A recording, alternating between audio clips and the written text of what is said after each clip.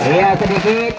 Iya, pesta kemenangan dari Nagasari SC yang berhasil yaitu mempertahankan juara dari tahun 2023 sampai 2024, mampu mempertahankan piala Babakal Cup tahun 2024.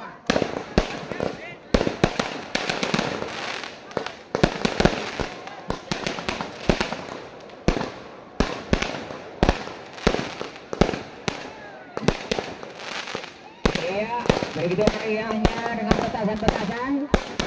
Inilah kemenangan dari Nagasari FC yang berhasil membawa piala Nagasari ke wilayahnya Nagasari FC.